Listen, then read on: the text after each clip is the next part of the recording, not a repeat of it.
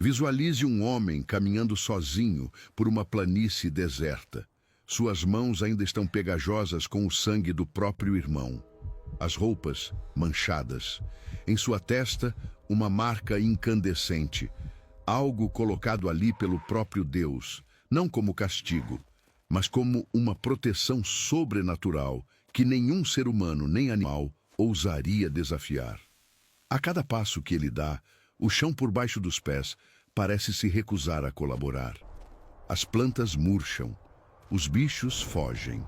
O vento muda de direção como se quisesse evitá-lo. E o mais perturbador é que esse homem ainda iria viver por mais 700 anos depois daquele dia. 700. 7 séculos carregando nas costas o peso do primeiro assassinato da história humana. Mas o que exatamente Caim fez durante todos esses séculos? Para onde ele foi depois de matar Abel? Com quem ele se casou se, segundo a Bíblia, ele era literalmente o terceiro ser humano nascido no planeta? Que tipo de civilização um assassino amaldiçoado é capaz de erguer com as próprias mãos manchadas? E como morre o primeiro assassino da humanidade?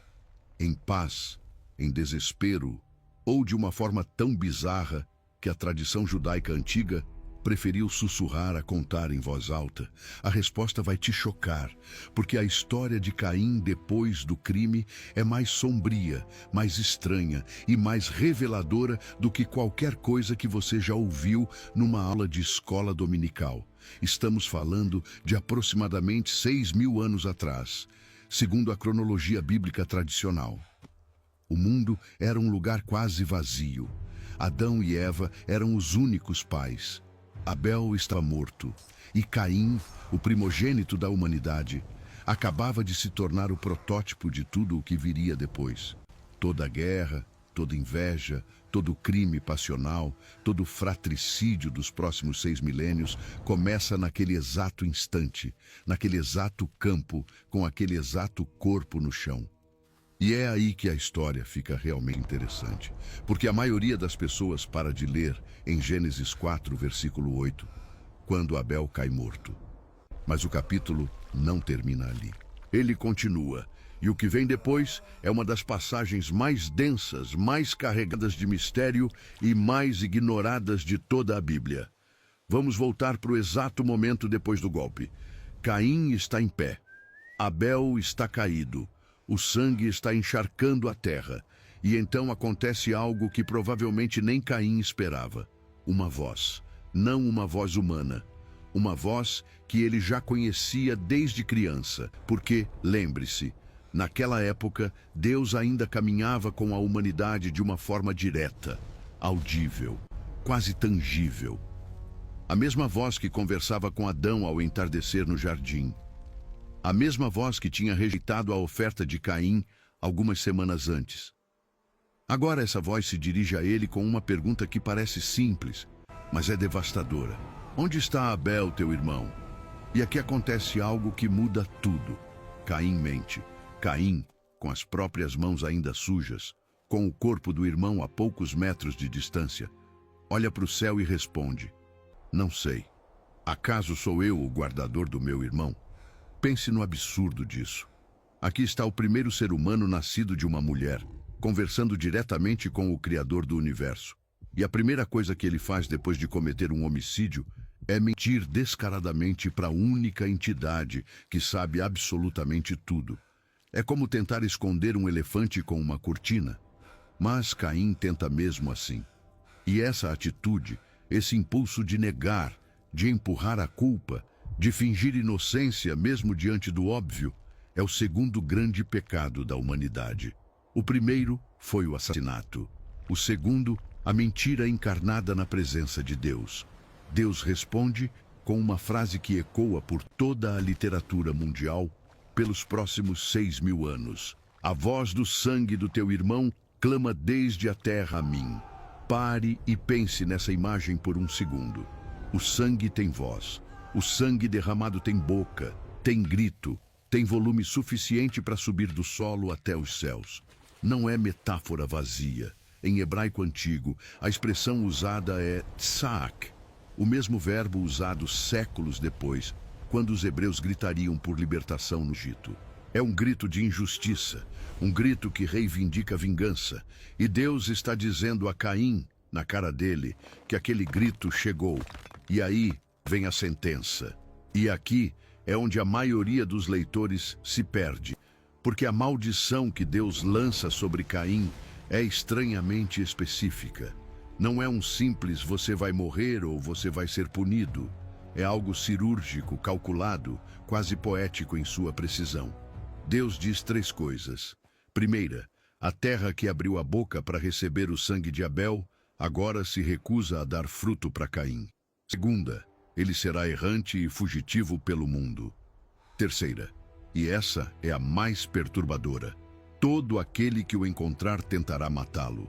Espera aí, para um instante. Quem vai tentar matar Caim? Lembre-se, nesse momento da história bíblica, oficialmente os únicos seres humanos vivos na Terra são Adão, Eva e Caim. Abel acabou de morrer. Então, de onde vêm essas pessoas que poderiam encontrar Caim e querer matá-lo? Essa é uma das maiores controvérsias teológicas dos últimos 2000 anos. E a resposta mais aceita pelos estudiosos é a seguinte: Adão e Eva tiveram muitos outros filhos. A Bíblia menciona explicitamente, em Gênesis 5, que Adão gerou filhos e filhas, no plural, sem nomear. A tradição judaica antiga, em textos como o Livro dos Jubileus, fala em pelo menos 4 filhas além de Caim, Abel e Sete. Outras tradições mencionam até 9 filhos a mais. Isso significa que, no momento em que Caim mata Abel, é muito provável que já existissem dezenas de irmãos, sobrinhos, primos espalhados pela região. E qualquer um deles, ao descobrir o que Caim fez, teria razão suficiente para ir atrás dele. Mas aqui está o detalhe que ninguém te conta. Deus antecipa isso. Antes mesmo de Caim sair correndo, Deus coloca nele uma marca. Não diz qual. O texto hebraico usa a palavra ot, que significa sinal ou sinal visível. Pode ter sido uma cicatriz, pode ter sido uma luz brilhante, pode ter sido um símbolo gravado na testa, como nos quadros medievais. Pode ter sido até uma mudança na cor da pele, como algumas tradições rabínicas chegam a sugerir. O que sabemos é que essa marca tinha um propósito muito claro: proteger Caim. Qualquer um que ousasse matá-lo sofreria 7 vezes mais. Em outras palavras, o assassino estava marcado, mas também blindado. Deus puniu Caim com o exílio, mas o cobriu com uma proteção sobrenatural que tornava sua morte impossível pelas mãos humanas. Por quê? Por que Deus protegeria um assassino confesso? Essa é uma das perguntas mais profundas de toda a teologia bíblica. E a resposta mais aceita é que Deus não estava protegendo Caim porque Caim merecia. Estava protegendo a justiça. Se Caim fosse morto imediatamente, o ciclo de vingança humana se instalaria desde o primeiro dia da civilização. Cada morte exigiria outra. A humanidade afundaria em sangue antes mesmo de aprender a plantar trigo direito. Então, Deus quebra o ciclo logo no primeiro caso. A vingança pertence a Deus. O ser humano não a executa. E essa lição que vai ser repetida 1000 vezes ao longo da Bíblia, começa exatamente aqui, na pele marcada de um homem que não merecia viver, mas que viveu mesmo assim. Pensa um pouco no peso dessa lógica. Em qualquer outra história humana, o ciclo da vingança teria começado naquele dia mesmo, com o primeiro irmão sobrevivente caçando Caim no deserto. Deus rompe esse ciclo no segundo zero da civilização. E essa decisão divina, tomada na primeira semana documentada da espécie humana, é a base oculta de tudo o que viria depois. Toda a lei mosaica, todo profeta gritando contra a injustiça, toda a parábola de Cristo sobre perdão, toda a escolha de não responder violência com violência. Tudo começa com a marca na testa de um assassino confesso. E talvez seja exatamente isso que ainda incomoda a gente quando lemos essa história. porque o impulso humano padrão é o oposto. E então Caim sai. A Bíblia descreve com uma frase que dói. E saiu Caim da presença do Senhor. Pense na densidade dessa sentença. Sair da presença de Deus não é metáfora, é um deslocamento real, físico, espiritual.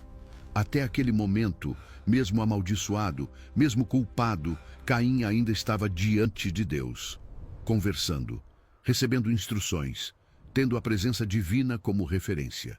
Mas a partir do passo seguinte, ele se afasta.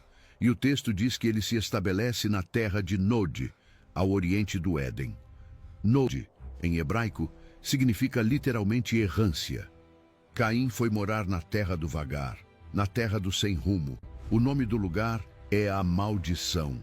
Imagine isso. Imagine ter que viver para sempre num lugar cujo nome é literalmente o seu castigo.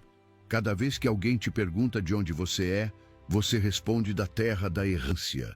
Cada manhã, ao acordar, você lembra do que fez só de olhar para o mapa. E aqui surge outro mistério gigantesco. Caim chega em Nod, um lugar oriental ao Éden, possivelmente na região da atual Mesopotâmia, talvez no que hoje chamamos de oeste do Irã, e o texto bíblico diz, sem cerimônia nenhuma, que ele conheceu sua mulher. Espera, que mulher? De onde apareceu uma mulher? A Bíblia não a nomeia, não explica, simplesmente afirma que ela existe e que ela engravida. E aqui está a resposta que confunde gerações inteiras de leitores. Ela só pode ter sido uma das filhas de Adão e Eva. Em outras palavras, uma irmã. Possivelmente uma sobrinha mais nova, se considerarmos décadas a mais de tempo do que o texto sugere explicitamente. Antes de você se chocar, pense no contexto. Naquele momento da história humana, a humanidade era literalmente uma família só. Não existiam outras famílias. Não existia outro povo. As primeiras gerações de descendentes de Adão e Eva inevitavelmente se casaram entre si. Não havia opção. A genética, segundo o relato bíblico, ainda não tinha acumulado os erros que tornariam o incesto perigoso. Foi só séculos depois, na época de Moisés, que Deus formalmente proibiu uniões entre parentes próximos, justamente porque a humanidade já tinha se espalhado o suficiente para isso ser desnecessário e biologicamente arriscado. Mas naquele primeiro capítulo da civilização, a única forma de a espécie humana continuar existindo era exatamente essa. Então, Caim se casa com uma irmã ou meio-irmã, e ela engravida. E aqui acontece algo extraordinário, algo que parece contradizer toda a maldição que Deus tinha acabado de lançar. Caim, o errante, o fugitivo, o homem que deveria vagar para sempre, começa a construir algo. E não é uma cabana, não é um abrigo temporário. O texto bíblico, em Gênesis 4, versículo 17, diz com todas as letras: edificou Caim uma cidade. Uma cidade. Pare por um instante, processa isso. O primeiro assassino da história também foi o primeiro construtor de cidade da história. O homem que recebeu como sentença ser errante decidiu desafiar a própria sentença, levantando muros, pegando pedra, empilhando, definindo um perímetro, plantando uma raiz no chão, como se ele pudesse, pela força da própria vontade, cancelar uma maldição divina com tijolos. E ele dá um nome a essa cidade, o nome do filho dele, Enoque, o primeiro neto de Adão e Eva, e o primeiro nome humano a virar nome de cidade em toda a história. Cidade de Enoque. Imagine a cena. Caim, marcado, exilado, manchado pelo sangue do irmão, segurando o próprio filho recém-nascido nos braços, olhando para a planície vazia da Mesopotâmia Oriental e dizendo: aqui vai começar tudo de novo. E essa cidade vai levar o nome dele, não o meu. Há algo profundamente humano nisso, e também algo profundamente perturbador. Porque construir cidade não era um ato qualquer naquela época. Significava abandonar o nomadismo que Deus tinha decretado especificamente para ele. Significava erguer muros, muros para se proteger de quem exatamente? Não havia inimigos externos. A humanidade ainda é um clã. Os muros de Caim eram, em essência, uma tentativa de se proteger da própria culpa, da própria sombra, daquele grito do sangue de Abel que ele sabia que ainda subia da terra em algum lugar, longe dali. E é aí que a história começa a virar realmente sombria. Porque aquela cidade, fundada por um assassino, batizada com o nome do neto, erguida em desafio à maldição divina, vai se tornar o berço de uma das genealogias mais perturbadoras de toda a Bíblia. A linhagem cainita. A linhagem que produzirá os primeiros guerreiros, os primeiros músicos profissionais, os primeiros ferreiros, e o primeiro homem a se vangloriar publicamente de ter matado outro ser humano. Mas antes de chegarmos em Lameque e na maldição multiplicada por 77, precisamos entender uma coisa que quase ninguém percebe sobre os primeiros anos de Caim em Nod. O texto bíblico é silencioso, mas as tradições judaicas antigas, especialmente o livro dos Jubileus, o Gênesis Rabá e os Targuns aramaicos, preencheram esse silêncio com detalhes que vão te deixar profundamente desconfortável. Segundo essas fontes antigas, os primeiros anos de Caim em Nod foram marcados por um fenômeno que os rabinos chamavam de tremor perpétuo. Caim não conseguia ficar parado. Suas mãos tremiam o tempo inteiro. Seu corpo se movia em pequenos espasmos involuntários, mesmo dormindo. As tradições descrevem que ele andava pela cidade que ele mesmo construiu como um homem que nunca encontrava posição confortável. Sentava, se levantava, deitava, se sentava de novo, tentava trabalhar a terra. E o solo, lembra da maldição, recusava-se a produzir para ele. Tentava caçar e os animais sentiam algo na presença dele que os fazia fugir antes mesmo de avistá-lo. Algumas fontes chegam a afirmar que Caim viveu por décadas dependendo da generosidade dos próprios descendentes para comer, porque qualquer coisa que ele plantasse com as próprias mãos morria antes de germinar. Imagine isso. Imagine a humilhação cotidiana. O fundador da primeira cidade do mundo, o primogênito de Adão, dependendo dos netos para colocar pão na boca. A maldição da terra não foi uma punição abstrata. Foi uma sentença prática, diária, que perseguiu Caim por 7 séculos. Cada refeição era um lembrete. Cada estômago vazio era a voz de Abel sussurrando do chão. E os textos antigos vão ainda mais longe. Existe um debate fascinante na literatura rabínica sobre o que era exatamente a marca que Deus colocou em Caim. O Gênesis Rabá, que é uma das compilações midráshicas mais respeitadas da tradição judaica, preserva pelo menos 4 opiniões diferentes. Um rabino sugeriu que era um chifre, um pequeno chifre que cresceu na testa de Caim, exatamente no ponto onde a iconografia medieval mais tarde imaginaria. Outro defendeu que era lepra, uma forma específica e visível de impureza ritual que afastava qualquer pessoa que se aproximasse. Outro afirmou que era um cão que acompanhava Caim onde quer que ele fosse. E o Targum Pseudo-Jonatas, um dos comentários aramaicos mais respeitados, oferece uma 4ª versão ainda mais impressionante. Que Deus gravou na face de Caim uma letra do próprio tetragrama, uma letra do nome sagrado de Yahweh, brilhando na pele dele como um carimbo divino. Independentemente da forma exata, o consenso entre essas tradições é o mesmo. Caim era visivelmente diferente. Você olhava para ele e sabia, sem precisar perguntar nada, você sabia que aquele homem tinha sido tocado por algo terrível. Pense no peso social disso. Caim não conseguia esconder o que tinha feito. A culpa dele não era um segredo guardado dentro do peito. Era uma evidência estampada na carne. Cada estranho que encontrava na estrada já sabia, antes de qualquer apresentação, que aquele era o homem amaldiçoado. As crianças apontavam. As mulheres baixavam os olhos, os homens recuavam um passo. E Caim, marcado e protegido ao mesmo tempo, vivia naquele estado paradoxal de ser intocável e absolutamente isolado. E é aqui que a genealogia começa a se desenvolver de uma forma fascinante. Caim teve Enoque, e o texto bíblico, com aquela economia característica que faz o leitor moderno desistir, simplesmente lista nome após nome.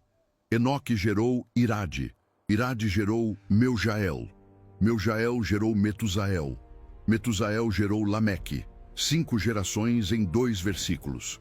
Mas dentro desses 5 nomes, escondida em sílabas que parecem aleatórias, está uma das histórias mais perturbadoras de toda a Bíblia. Lameque, o tetraneto de Caim, o 5º da linhagem e o primeiro homem da história a se gabar publicamente de assassinato. Mas antes de chegarmos nele, é importante notar uma coisa. Os nomes da linhagem de Caim seguem um padrão linguístico que os estudiosos hebreus chamam de ecos de queda. Irade significa fugitivo ou cidade selvagem. Meujael significa destruído por Deus ou ferido por Deus.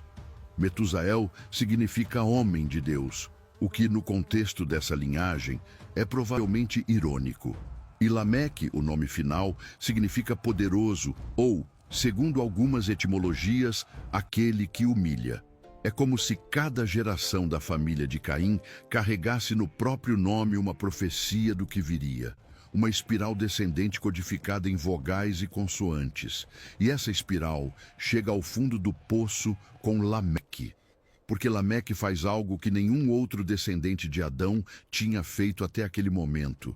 Ele se casa com 2 mulheres, Ada e Zilá. Os primeiros nomes femininos individualmente registrados na Bíblia depois de Eva. E essa também é a primeira poligamia da história humana. Antes de Lameque, casamento era uma união entre um homem e uma mulher. O padrão estabelecido no Éden. Lameque rompe isso. E rompe com tanta frieza que o texto bíblico nem se preocupa em condenar, apenas registra o fato. Como se dissesse: olha o que está acontecendo, olha para onde a linhagem do assassino está se dirigindo. Mas a poligamia é só o começo. Porque os filhos de Lameque vão fundar 3 indústrias inteiras da civilização humana. E cada uma delas carrega por baixo da superfície um sinal sombrio. O primeiro filho, Jabal, é descrito como o pai dos que habitam em tendas e possuem rebanhos. Em outras palavras, Jabal inventou o pastoreio nômade em escala industrial. O segundo filho, Jubal, é descrito como o pai de todos os que tocam harpa e flauta. O primeiro músico profissional da história. E o terceiro filho, Tubal-Caim, é descrito como o forjador de toda a ferramenta de cobre e ferro. O primeiro ferreiro, o primeiro fabricante de armas. Pare e pense nisso por um segundo. A civilização humana, pastoreio, música e metalurgia, não nasceu da linhagem de Sete, o filho justo. Nasceu da linhagem do assassino. Foram os descendentes de Caim que ergueram as bases materiais da cultura. E isso levanta uma pergunta teológica espinhosa que os rabinos debatem há milênios. Por que Deus permitiu que o progresso técnico viesse exatamente da linhagem amaldiçoada? Porque a música, a indústria, a agricultura organizada brotaram do solo regado pela culpa? A resposta, segundo muitos estudiosos antigos, é justamente porque o progresso material, desacompanhado de progresso espiritual, é ele próprio uma forma de maldição. A linhagem de Caim construía, mas o que ela construía era usado para dominar, para ferir, para exibir poder. E ninguém personifica essa lógica melhor que o próprio Lameque, porque a Bíblia preserva, em Gênesis 4, um discurso dele, um pequeno poema, o primeiro poema documentado da história humana. E o conteúdo desse poema é absolutamente arrepiante. Lameque chama as 2 esposas para perto e declara em voz alta diante delas: Ada e Zilá, ouvi a minha voz. Vós, mulheres de Lameque, escutai o meu dito. Matei um homem porque me feriu, e um jovem porque me pisou. Se 7 vezes Caim será vingado, 77 vezes o será Lameque. Sente o peso disso. Lameque está se gabando. Ele matou alguém, possivelmente até 2 alguéns, se interpretarmos homem e jovem como vítimas separadas. E em vez de esconder, em vez de fugir, em vez de se ajoelhar como Caim fez, ele convoca as esposas para anunciar publicamente o assassinato. E vai além. Ele inverte completamente a lógica da proteção divina. Quando Deus disse que Caim seria vingado 7 vezes, era uma proteção contra a justiça humana. Lameque pega essa promessa e a transforma em ameaça. Ele se autopromove. Diz que se Deus protegeu Caim 7 vezes, a ele próprio, Lameque, deveria caber proteção 77 vezes maior. Não como pedido, como exigência. Como se a graça divina fosse um direito hereditário acumulado pela família. Esse momento é, sem exagero, um dos pontos mais sombrios de toda a Bíblia, porque marca a primeira vez na história humana em que alguém usa o nome de Deus para justificar a própria violência. Lameque não está pedindo perdão, não está temendo julgamento. Ele está pegando a promessa que Deus fez a Caim e a empunhando como uma arma. Como se dissesse: se Deus protegeu meu antepassado, ele tem que me proteger ainda mais. É a primeira vez que a graça é tratada como crédito acumulável. E é exatamente esse tipo de mentalidade que vai contaminar a humanidade até o ponto em que, alguns capítulos adiante, Deus decide enviar o dilúvio. E aqui surge uma conexão que poucos leitores percebem. Quando Jesus, em Mateus 18, fala sobre perdão e diz não 70 vezes, mas 70 vezes 7, ele está respondendo diretamente a Lameque. Está pegando a fórmula da vingança ilimitada e a invertendo em fórmula do perdão ilimitado. Lameque disse 77 vezes para ferir. Jesus diz 70 vezes 7 para perdoar. A simetria é perfeita e é proposital. O Novo Testamento, com aquela maestria literária que fascina os estudiosos, fecha em Mateus o ciclo que abriu em Gênesis.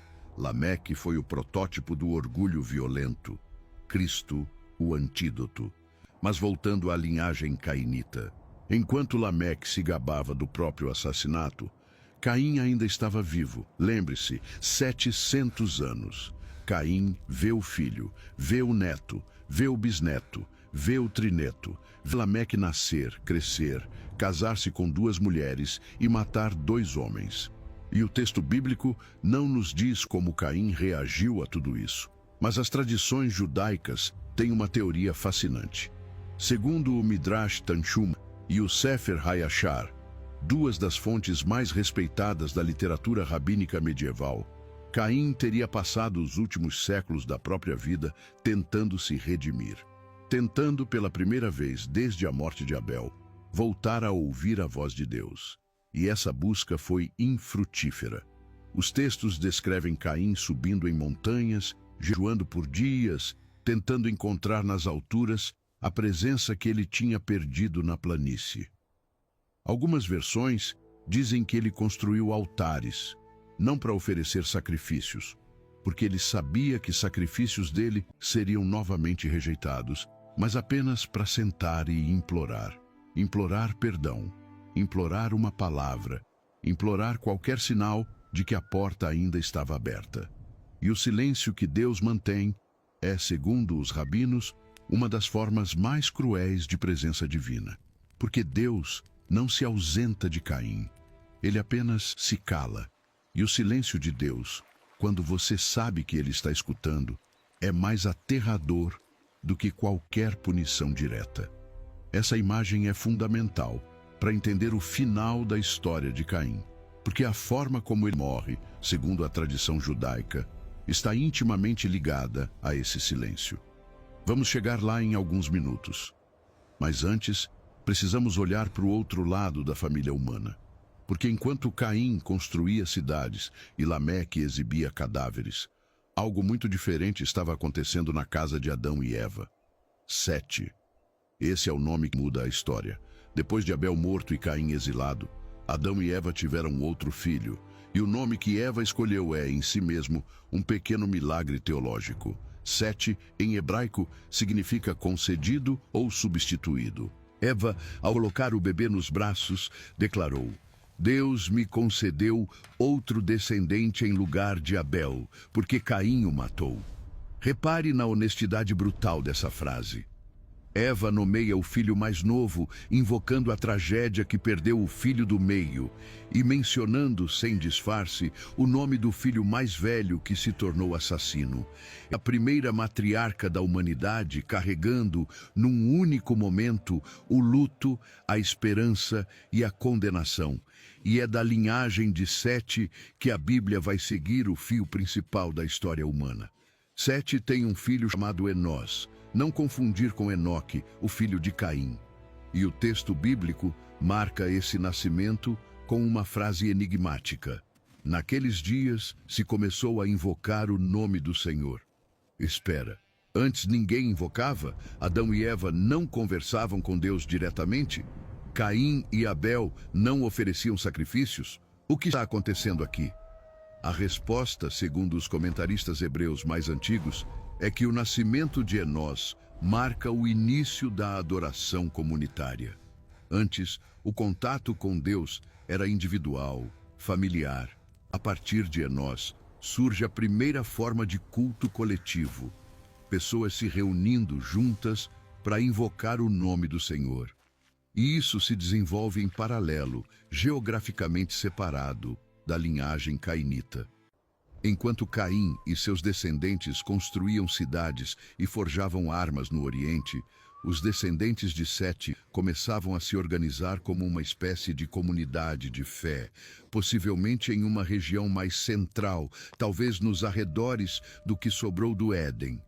A Bíblia, então, está descrevendo duas humanidades paralelas, duas civilizações se desenvolvendo simultaneamente em direções opostas. De um lado, os filhos do assassino, dominando o mundo material, inventando a música, o comércio, a metalurgia, a poligamia, a vingança orgulhosa. Do outro lado, os filhos do justo substituto, descobrindo a oração comunitária, mantendo a memória do Éden, preservando o conhecimento do Criador. E essas duas linhas vão correr separadas por gerações inteiras, até o momento em que, séculos mais tarde, elas se cruzam de uma forma catastrófica que vai dar origem aos nefilins, aos gigantes e ao caos que precede o dilúvio. Mas voltemos a Caim. Porque a pergunta que ainda não respondemos é a mais importante de todas. Como morre o primeiro assassino da humanidade? Como termina a vida de um homem que viveu 700 anos marcado, exilado, vendo a própria descendência se afastar cada vez mais de Deus, sentindo o silêncio do céu pesar sobre os ombros, comendo da mão dos próprios netos porque a terra recusava-se a produzir para ele? Aqui é onde a Bíblia se cala completamente. Gênesis não nos diz nada sobre a morte de Caim. Apenas registra a genealogia, os feitos da linhagem e segue em frente. Mas as tradições judaicas e até alguns textos cristãos antigos, como certas passagens dos pais da igreja, preservam uma versão da morte dele que é, sem qualquer exagero, uma das narrativas mais bizarras de toda a literatura religiosa antiga. Segundo o Midrash Tanchuma e o Sefer Hayashar, esse último um midrash medieval do século XVI, que preserva tradições orais muito mais antigas. Caim não morreu de velhice, não morreu de doença, não foi assassinado deliberadamente. A morte dele foi um acidente, e o autor do acidente foi seu próprio descendente direto, Lameque, o tetraneto, o quinto na linhagem. A história, segundo essa tradição, é a seguinte. Lameque, já idoso, tinha perdido a visão com o passar dos anos, praticamente cego, mas continuava saindo para caçar, guiado pelo filho mais novo, Tubal-Caim. O ferreiro lembra dele. Tubal-Caim era jovem, tinha visão excelente e servia de olho para o pai. Eles iam juntos pelas planícies. Lameque carregava o arco. Tubal-Caim apontava na direção do alvo. Lameque atirava. Era assim que funcionava. Num daqueles dias, caminhando pelas matas próximas a Nod, Tubal-Caim avistou ao longe algo se mexendo no meio da vegetação. A descrição diz que ele viu um vulto com algo brilhante na testa, possivelmente a marca de Caim, e que ele confundiu aquilo com um animal selvagem. Talvez achou que era o reflexo de algum chifre. Talvez achou que era um corno de algum bicho desconhecido. Tubal-Caim sussurrou para o pai a direção. Lameque ergueu o arco e disparou. A flecha atingiu o alvo no peito e o vulto caiu. Quando pai e filho se aproximaram para recolher a presa, descobriram a verdade. Aquilo não era um animal, era um homem. E não qualquer homem. Era Caim, o ancestral. Atravessado por uma flecha vinda do próprio descendente. A maldição se completando num círculo perfeito. O homem que matou o irmão sendo morto, 5 gerações depois, pelo descendente que mais se assemelhava a ele em violência.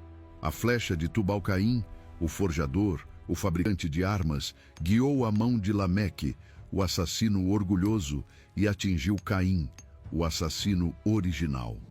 A tradição diz que, ao perceber o que tinha feito, Lameque entrou em desespero.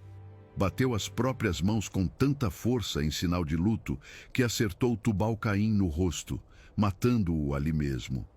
Em poucos minutos, 3 descendentes de Adão estavam mortos no mesmo campo. Caim, atravessado pela flecha. Tubal-Caim, espancado pelo próprio pai num espasmo de dor. E a alma de Lameque dilacerada. Porque, segundo essa interpretação, foi nesse exato momento que ele compôs aquele poema que aparece em Gênesis 4. O poema não foi um discurso de orgulho, foi um discurso de desespero. Lameque estava confessando às próprias esposas o duplo crime que tinha acabado de cometer.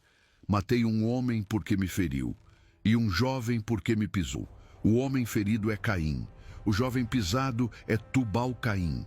E a invocação da multiplicação por 77 não é vanglória, é terror. Lameque está aterrorizado de que a maldição que pesou sobre Caim agora pese 77 vezes mais sobre ele, porque ele matou justamente o portador da marca divina. Essa interpretação muda completamente a leitura do versículo. Em vez de um vilão se gabando, vemos um velho cego, com o sangue do próprio ancestral e do próprio filho nas mãos, gritando para o céu que Deus precisa protegê-lo de vingança que certamente viria. E é nesse ponto, com Caim morto, Tubal-Caim morto, e Lameque chorando em pé sobre os 2 corpos, que a tradição judaica fecha a história do primeiro assassino da humanidade. Mas a Bíblia, lembre-se, não confirma nada disso. O que a Bíblia faz é mais sutil. Ela apenas continua a genealogia, lista os nomes e nos leva adiante até o nascimento de Noé. O silêncio bíblico sobre a morte de Caim é proposital, porque a história dele não terminou ali. A história dele se prolongou em cada descendente, em cada cidade construída sobre violência, em cada arma forjada em cobre e ferro, em cada poema arrogante composto à custa de sangue alheio. Mas há uma camada ainda mais profunda nessa tradição que precisa ser explorada. Porque se Caim de fato morreu pelas mãos do próprio descendente, isso significa que a marca que Deus colocou sobre ele nunca foi removida. A marca protegia Caim de qualquer agressor consciente. Mas Lameque atirou sem ver. Lameque atirou achando que mirava num animal. E a marca, segundo essa leitura, não cobria o engano. Não cobria o acidente, não cobria a cegueira. Era como se a proteção divina tivesse uma cláusula oculta, um asterisco teológico que apenas se revela no último momento. E essa interpretação tem implicações profundas, porque sugere que Deus, lá no início, ao colocar a marca sobre Caim, já sabia exatamente como o ciclo se fecharia. Sabia que o próprio descendente do assassino, 5 gerações depois, seria o instrumento involuntário da justiça. e que o instrumento dessa justiça seria justamente uma flecha forjada pela primeira fundição metalúrgica da humanidade, o invento do filho de Lameque, Tubal-Caim. A indústria da violência criada pela linhagem de Caim acabou se voltando contra o próprio Caim. A serpente da civilização cainita mordeu a própria cauda no exato instante em que pareceu mais forte. E é nesse instante que precisamos pausar e olhar com calma para um detalhe que costuma passar despercebido. Onde estavam os outros descendentes de Adão durante esses 700 anos? Porque quando lemos Gênesis às pressas, parece que existiam apenas duas linhagens, a de Caim e a de Sete. Mas a Bíblia é clara em outro ponto, mais escondido, em Gênesis 5. Lá, ela registra que Adão, depois de gerar Sete, teve outros filhos e filhas, não apenas 2 ou 3. Outros, no plural amplo, ao longo de 930 anos de vida.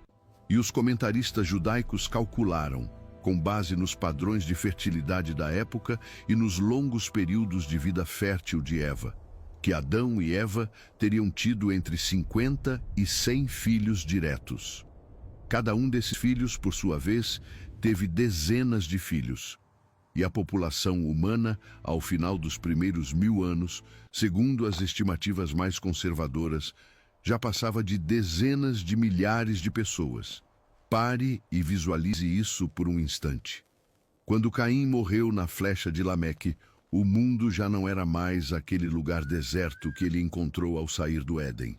Era um mundo populoso, um mundo com aldeias, vilas, talvez cidades, um mundo onde os descendentes de Adão se espalhavam por vales, montanhas, planícies, formando tribos, falando dialetos derivados da língua original, casando entre si, lutando entre si, fundando dinastias.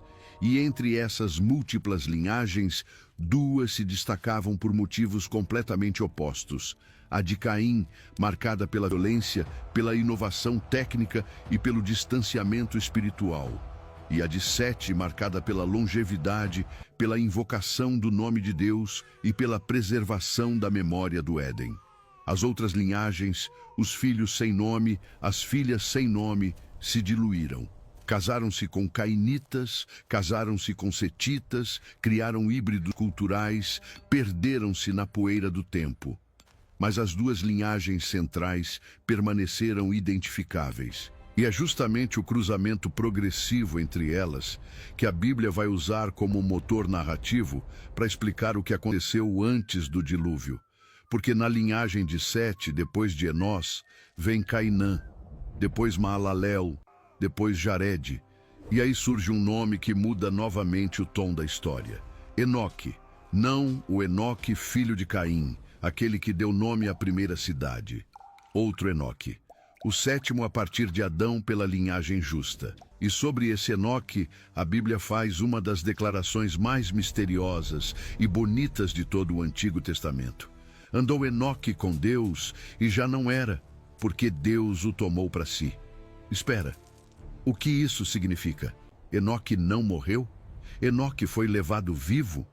Em meio a uma genealogia que repete obsessivamente viveu tantos anos e morreu, viveu tantos anos e morreu, surge esse versículo absolutamente diferente.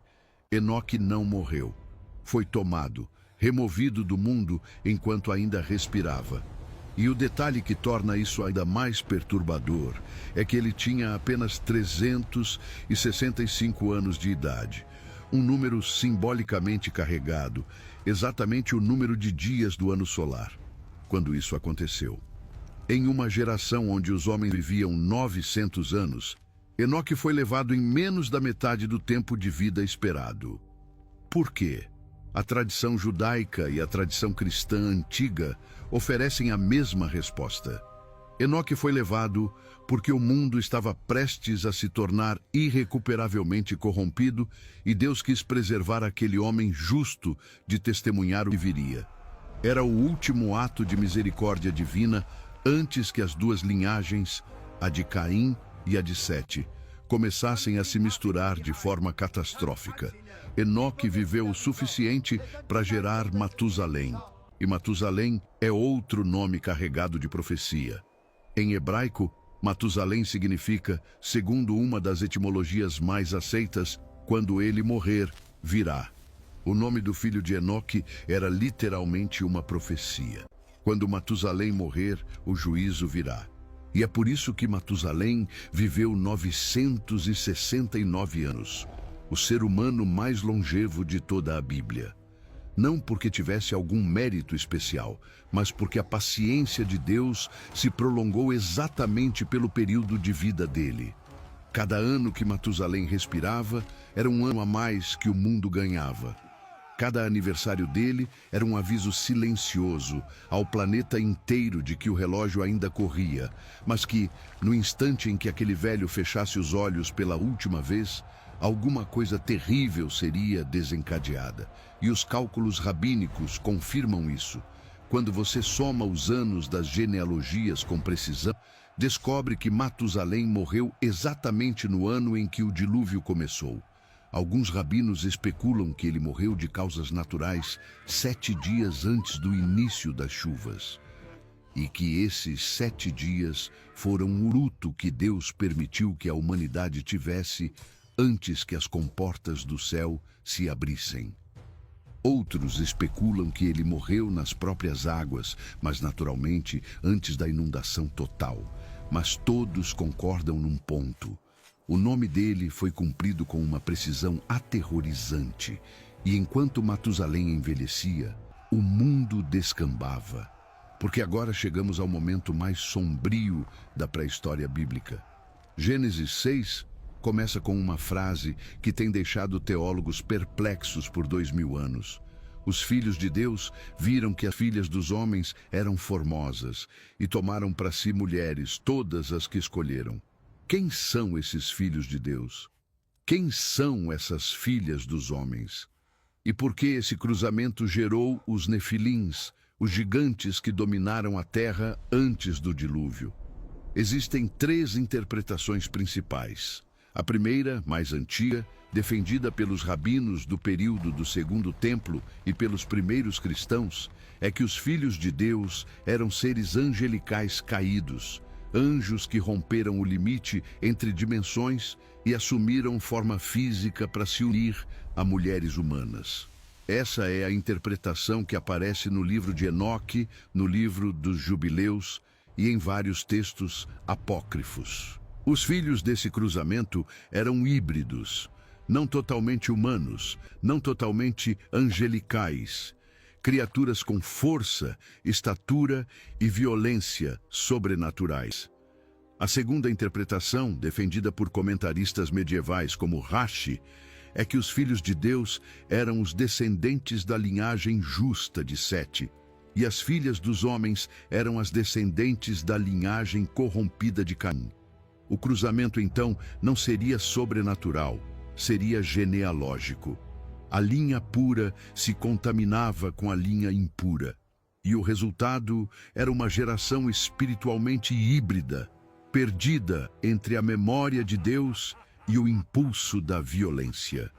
A terceira interpretação, mais rara, é que os filhos de Deus eram tiranos humanos, reis e líderes que se autodivinizavam, e as filhas dos homens eram simplesmente mulheres comuns que esses tiranos tomavam à força. Os nefilins, nesse caso, seriam os filhos dessa elite violenta, criados em poder e crueldade desde o nascimento. Independentemente de qual interpretação seja a correta, e o texto bíblico é deliberadamente ambíguo, o resultado é o mesmo. A terra se encheu de violência. A palavra hebraica usada em Gênesis 6 é Hamas, e essa palavra não significa apenas violência física, significa corrupção total, injustiça sistêmica, opressão estruturada. O mundo inteiro tinha se transformado num grande Lameque ampliado. Cada homem fazia o que era certo aos próprios olhos. Cada tribo dominava a tribo vizinha pela força. Cada mulher era tomada sem consentimento. Cada criança nascia em um mundo onde o nome de Deus, antes invocado pelos filhos de Sete, agora era apenas mais uma sílaba esquecida no vocabulário humano. E a Bíblia, com aquela contundência que faz qualquer leitor se calar, registra a reação divina nessa única frase devastadora. E arrependeu-se o Senhor de ter feito o homem sobre a terra, e isso lhe pesou no coração. Pare. Pense no peso dessa frase. O Deus que criou o cosmos, o Deus que separou a luz das trevas, o Deus que colocou as estrelas em seus lugares. Esse mesmo Deus, segundo a tradução literal, sentiu peso no coração. Sentiu arrependimento. Não no sentido humano, segundo os teólogos, porque Deus não se engana, não muda de opinião como nós mudamos, mas no sentido emocional pleno.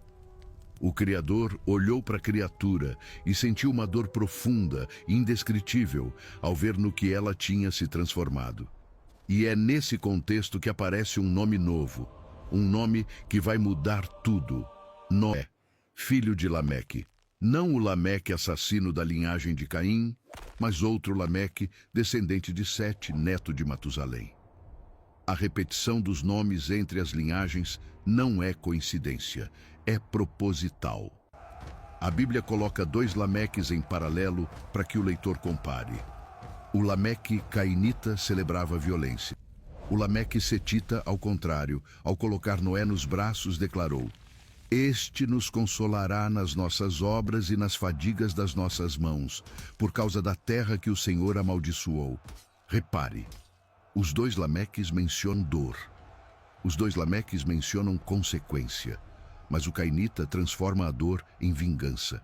O setita transforma a dor em esperança. O cainita exige proteção 77 vezes maior.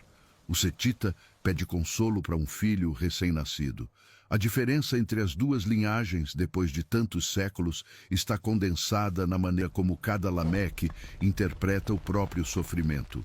E é nesse ponto que a história de Caim, finalmente, começa a se conectar com a história que estava sendo construída em paralelo, porque Noé é a resposta divina ao desastre que começou no campo onde Abel sangrou. Tudo o que aconteceu desde o golpe fatal, o exílio, a marca, a cidade, a poligamia, o orgulho de Lameque, a flecha cega, os gigantes, a violência Hamas, tudo isso é o caminho longo, doloroso, devastador, que culminou na decisão divina de recomeçar. Mas recomeçar não significa apagar tudo, significa preservar o fio. E o fio é Noé.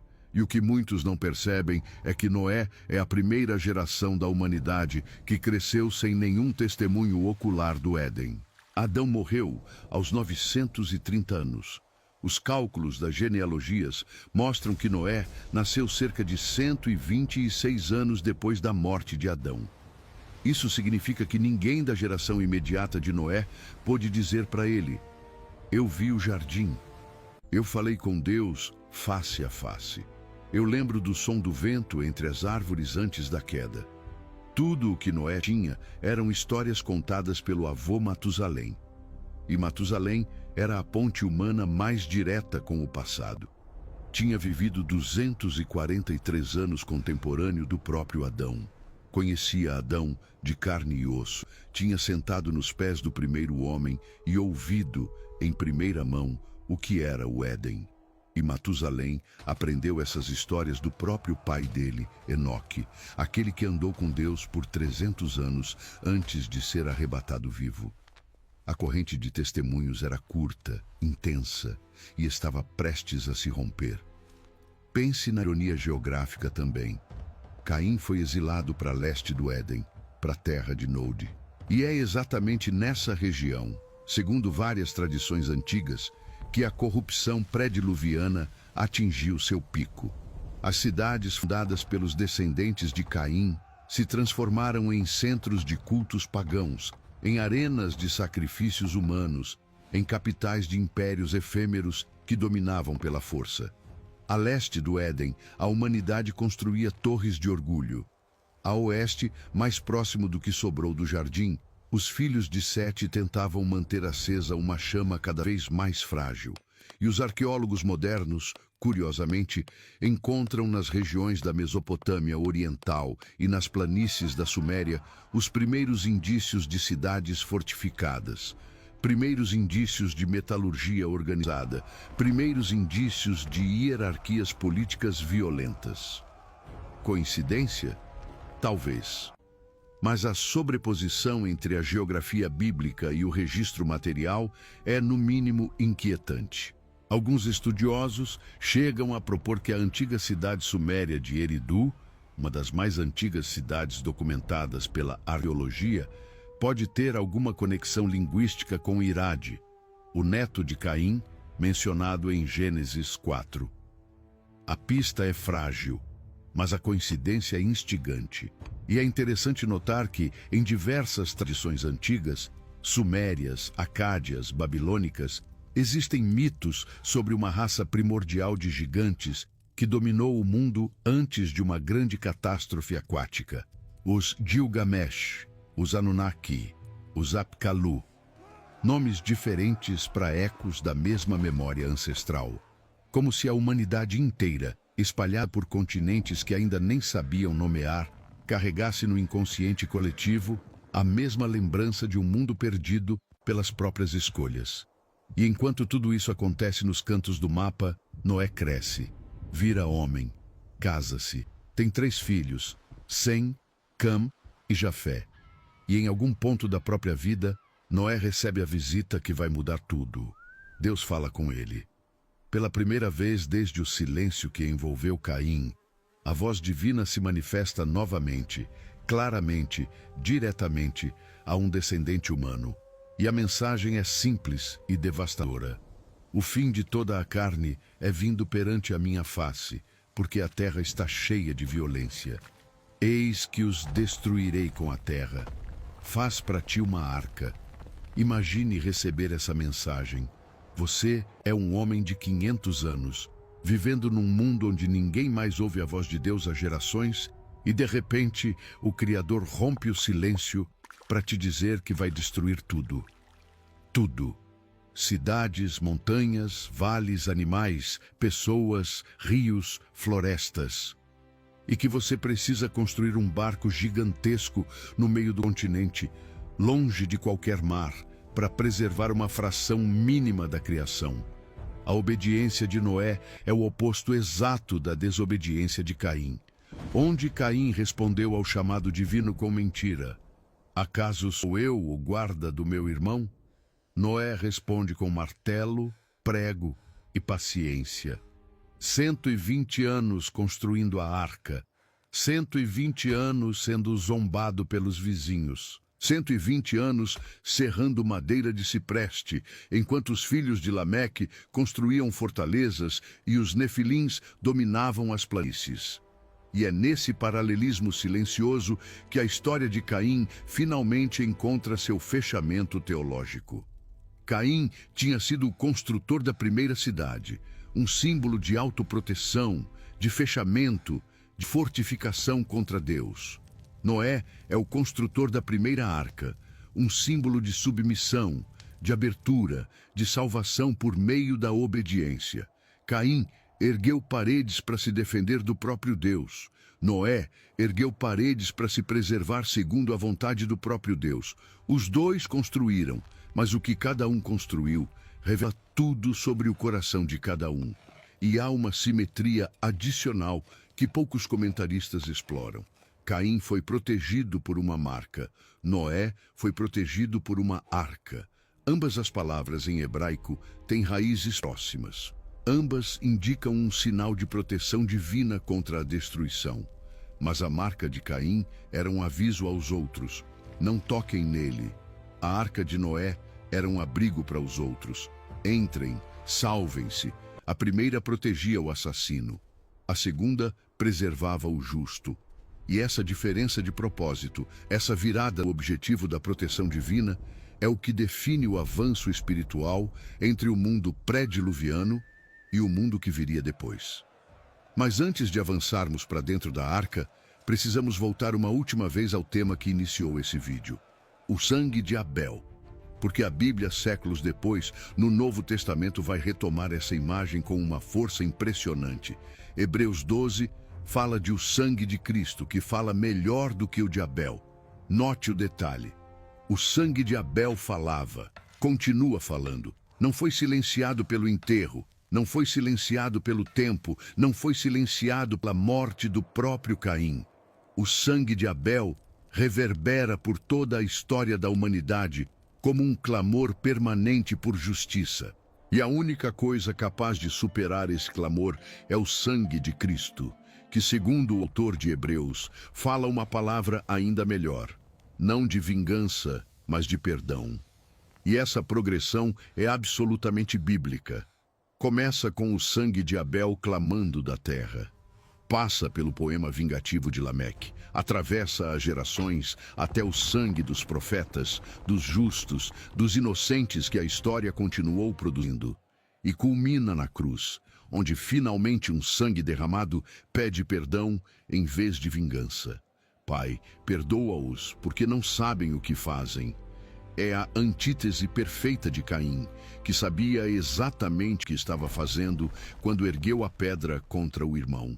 Cristo, no Calvário, é tudo o que Abel poderia ter sido se tivesse sobrevivido, e mais, não apenas a vítima inocente, mas a vítima que escolhe perdoar enquanto morre. E é nesse contraste final que toda a narrativa de Caim encontra seu sentido pleno, porque a história não foi escrita para que olhássemos para Caim como um monstro distante. Foi escrita para que reconhecêssemos com desconforto crescente que Caim somos nós. Cada vez que sentimos a inveja queimar por dentro quando vemos alguém prosperar onde nós fracassamos. Cada vez que ouvimos uma correção e respondemos com o rosto abatido em vez de coração quebrantado. Cada vez que sabemos exatamente o que precisamos fazer e escolhemos deliberadamente fazer o oposto. Cada vez que erguemos muros em vez de altares, cada vez que justificamos o injustificável, cada vez que respondemos a uma pergunta divina com uma evasiva irônica. Somos Caim.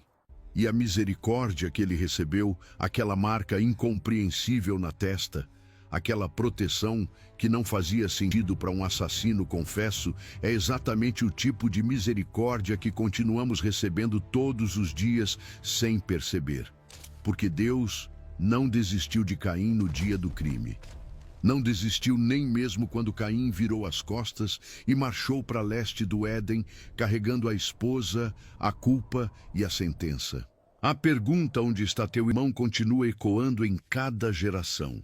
E a resposta cínica, acaso sou eu, o guarda do meu irmão, continua sendo a postura padrão de uma humanidade que aprendeu, ao longo de 6.000 anos, a sofisticar o egoísmo, a polir a indiferença, a vestir a violência com terno e gravata. Olhe ao redor. As cidades modernas são, em essência, descendentes diretas de Enoque, a cidade de Caim. Centros de inovação técnica espetacular. Tubal-Caim e Jubal estariam orgulhosos das nossas fábricas, dos nossos instrumentos musicais, dos nossos algoritmos. Mas também são centros de solidão recorde, de violência banalizada, de famílias dilaceradas, de lameques modernos cantando sobre as próprias vinganças nas redes sociais. A tecnologia avançou, o coração humano permaneceu exatamente o mesmo. E é justamente por isso que a história de Caim ainda incomoda tanto. Porque ela diagnostica o problema antes mesmo de existirem palavras para nomear o problema. Inveja, ressentimento, recusa de responsabilidade, glorificação da violência, construção de identidade através do que se domina, em vez de através de quem se ama. A Bíblia disse isso há milênios, com uma economia de palavras que constrange qualquer livro de psicologia moderna. E a saída que ela aponta também é antiga e ainda válida. Se bem fizeres, não é certo que serás aceito? E se não fizeres bem, o pecado jaz à porta. O desejo dele será contra ti, mas sobre ele deves dominar. Foi a última frase que Deus disse a Caim antes do crime. Foi um aviso, foi um manual. Foi um caminho de fuga oferecido com tempo de sobra. Caim escolheu não escutar. E essa mesma frase, com pequenas variações, continua sendo dita a cada um de nós, em cada momento de tentação que enfrentamos. Há uma porta. Há um inimigo deitado nessa porta e há sempre a possibilidade de dominar antes de ser dominado. A história não precisa terminar como a de Caim, pode terminar como a de Noé, pode terminar como a de Enoque, que andou com Deus de tal forma que já não foi encontrado. Pode terminar como a de Sete, cuja linhagem preservou a chama no meio do escuro. Mas o tempo, e isso a história de Matusalém ensina com clareza brutal, não é infinito. Cada nome na genealogia termina com a mesma frase. E morreu. Adão morreu. Sete morreu. Enós morreu. Cainã morreu. Maalalel morreu. Jared morreu. Matusalém morreu. Lameque morreu. E mesmo Caim, em algum momento perdido das escrituras e das tradições, morreu também. Os rabinos contam que ele foi morto pelo próprio descendente Lameque, num acidente de caça, fechando o círculo com uma ironia trágica. O homem da marca finalmente atingido pela flecha cega da própria descendência. Não sabemos se essa tradição é literalmente verdade, mas sabemos que Caim morreu, como todos morremos. E a única pergunta que importa, no final, é o que cada um de nós faz com o tempo que separa o nascimento do túmulo. Caim teve 7 séculos para se arrepender. Não temos tanto, temos o que temos. E a mesma voz que perguntou a Caim onde estava o irmão, continua perguntando a cada um de nós, todos os dias, onde estão os nossos? Os irmãos de sangue, os irmãos de fé, os irmãos que precisam de uma palavra de socorro, os irmãos que estamos ignorando enquanto construímos as nossas pequenas Enoques particulares. Talvez a maior lição que Caim deixou para a humanidade não esteja no crime, nem no exílio, nem na cidade, nem na descendência violenta. Talvez esteja num detalhe quase invisível do texto. Quando Deus pergunta onde está Abel, Caim responde com uma pergunta. E essa pergunta, acaso sou eu o guarda do meu irmão, nunca recebeu resposta divina explícita no momento em que foi feita. Deus não respondeu. Deus apenas continuou a conversa apontando para a realidade do crime. Mas o silêncio divino daquele momento foi quebrado, milênios depois, por Cristo. E a resposta finalmente veio, não em palavras, mas em ação. Sim, você é o guarda do seu irmão. E mais do que isso, eu vou te mostrar o que significa ser guarda, dando a minha própria vida no lugar de quem deveria estar morto. A cruz, no fim das contas, é a resposta retroativa àquela pergunta cínica feita no campo onde Abel sangrou. Caim quis se desresponsabilizar. Cristo se responsabilizou por todos, e é nessa dinâmica entre o homem que fugiu da pergunta e o homem que respondeu com o próprio corpo que se desenrola toda a história da redenção humana. Caim abriu a ferida, Cristo a fechou. Caim derramou sangue para apagar, Cristo derramou sangue para restaurar. Caim recebeu uma marca para continuar vivendo. Cristo recebeu 5 marcas para que pudéssemos viver para sempre. E entre essas duas figuras, separadas por 4.000 anos e ligadas por uma única linha de sangue, cabe toda a humanidade. Cabe você, cabe eu. Cabe cada escolha que fazemos quando ouvimos a pergunta ressoar dentro do peito: onde está teu irmão? Que a resposta da nossa geração seja diferente da resposta de Caim. Que aprendamos com as ruínas das cidades dele. Que olhemos para as nossas próprias mãos antes que estejam manchadas. Que escutemos o aviso enquanto o pecado ainda jaz à porta, e não depois que ele já entrou e tomou conta da casa. Porque a história de Caim, no final, não é só sobre o passado, é um espelho. E o que vemos refletido nele depende de quanta coragem temos para olhar. E se você chegou até aqui, é porque alguma coisa nessa história te chamou. Talvez seja a marca que você sente que carrega na própria testa, mesmo sem ter cometido o crime de Caim. Talvez seja a pergunta onde está teu irmão que continua ecoando dentro de você desde a primeira frase desse vídeo. Talvez seja a constatação assustadora de que a porta ainda está aberta e o pecado ainda jaz nela. E a escolha ainda é sua. Existe outra história te esperando, do mesmo tempo, do mesmo silêncio antediluviano, com o mesmo peso teológico e a mesma capacidade de te incomodar dias depois. E ela começa exatamente onde a sombra de Caim termina.